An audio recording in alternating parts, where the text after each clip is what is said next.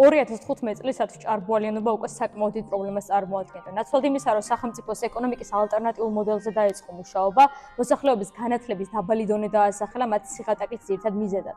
ირონიული მხოლოდ ის ფაქტი იყო, რომ შემდგომში იმ კვლევით, რომელსაც რაიმე ტიპით კავშირი უნდა გამოავლინა მათ სიდუხჭირესა და განათლების დონეს შორის, მოსახლეობამ საშუალოზე მაღალი განათლების დონე დააფიქსირა. ხოლო ნაცვლად იმისა, რომ შეცდომის აღიარება მომხდარიყო ნაციონალური მოძრაობის შემდგომ, მოსახლეობის გაღატაკების მისია უკვე ქართულმა ოცნებამ იკისრა. გამკაცდა უკვე საპოლიციო გამოსახლების წესი. ამავე დროს გამარტივდა საკუთრების ჩამორთმევის პროცესი და რაც ყველაზე მთავარია, ბანკებს უფლება მიეცათ, რომ საპროცენტო განაკვეთი შეეცვალათ უკვე გაცემულ სესხებზე, ისე რომ არც კი გაეფრთხილებინათ სესხებელი პიროვნება. დღეისათვის საქართველოს ეკონომიკა ეკუთვნის ბანკებს და არა ხალხს. მთავრობები იცვლებიან, მაგრამ პრობლემა ერთი და იგივე რჩება. ისინი გვპირდებოდნენ კეთილდღეობას, მაგრამ ჩვენ მივიღეთ მოსახლეობა, რომელიც უფრო და უფრო მეტად ღარიბდება. 2023 წლის მაჩვენებლების მიხედვით საქართველოს კომერციული ბანკების შემოსავალი 2,7 მილიარდ ლარამდე გაიზარდა.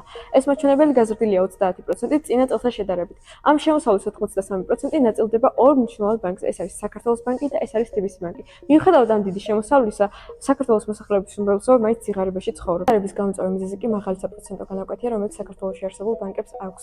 2023 წლის შემდეგ მოგების გადასახედით 15%-დან 20%-მდე გაიზარდა, თუმცა რეალურად ამის შედეგი საქართველოს მოსახლეობისთვის არ ქონია. და ამისა საინტერესოა ის ფაქტი, რომ საქართველოში 2 მილიონი ადამიანს აქვს საფინანსო ვალდებულება, რაც განაპირობებს იმას, რომ საქართველოს მოსახლეობის უმრავლესობა ცხოვრობს სიღარიბეში.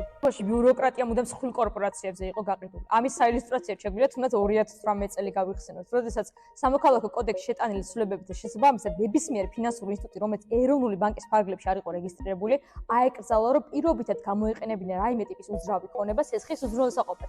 მეორე მხრივ, ფიზიკური პირის გადახდის უნარიანობის შეფასება აუცილებელი წინაპირობა იყო, მაგრამ საინტერესო ის არის, რომ საქართველოს ბანკისა და TBC ბანკის დღეს არსებული ის პიროვნებები, რომლებიც პოლიტიკურ ველზე, სოციალურ თანასწორობაზე გველაპარაკებიან, აღნიშნულ ცვლილებებს ეწინააღმდეგებოდნენ.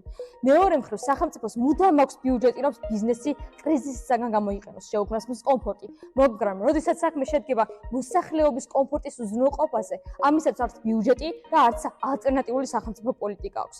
მეორე მხრივ ეს დაკავშირებულია თავად მოსახლეობასთან. ჩვენ არასდროს ვთხოვთ თავად ხელისუფლებას იმაზე მეტს, ვიდრე თავად წინასაარჩევნო დაპირებები, მაგრამ ოპოზიცია არ მუშაობს ალტერნატიული პოლიტიკის განვითარებაზე, რაც მეორე ნაკლია. მაგრამ მეორე მხრივ ორივე პარტია დაკავებულია ერთმანეთის განტევების ვაცის შექმნით, რაც უნდა შეიცვალოს და რეალურ პოლიტიკაზე უნდა იყოს ორიენტირებული.